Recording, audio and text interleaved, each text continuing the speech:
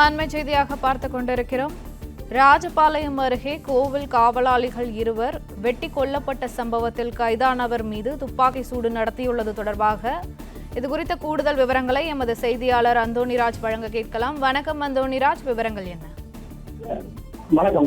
விருதுநகர் மாவட்டம் ராஜபாளையம் அருகே தேவகானம் நச்சாடை தகுத்த அருளிய சுவாமி கோயிலில் இரவு காவலாளியாக வேலை பார்த்து வந்த அதே பகுதியைச் சேர்ந்த பேச்சுமுத்து சங்கரபாண்டியன் ஆகிய இருவரை வெட்டி கொலை செய்து கோவில் உண்டியல் பணம் கொள்ளையடிக்கப்பட்டிருந்தது.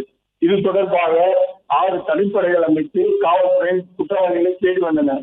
சந்தேகத்தின் பேரில் கோவிலில் எடுத்த சச்சிலே நாகராஜ் மற்றும் காளிராஜ் ஆகிய 3 வரை பிடித்து விசாரணை நடத்தி வந்தனர். இதில் குற்றவாளி நாகராஜ் என்பவர் உண்டியல் பணத்தை மேற்கு தொடர்ச்சி மலை அடிவாரத்தில் உள்ள கல்லணை ஆஞ்சநேயர் கோவில் அருகே மறைத்து வைத்திருப்பதாக காவல்துறையினர் புரிதாக தெரிகிறது. பணத்தை மீட்பதற்காக குற்றவாளியை அழைத்துக் கொண்டு சேத்தூர் ஆய்வாளர் ரமேஷ் கண்ணன், சார்பு ஆய்வாளர் கோட்டியப்பசாமி உள்ளிட்டோர் பணத்தை மீட்பதற்காக சென்றுள்ளனர். அப்போது பணத்துடன் மறைத்து வைத்திருந்த அருவாளை எடுத்து குற்றவாளி நாகராஜ் சார்பு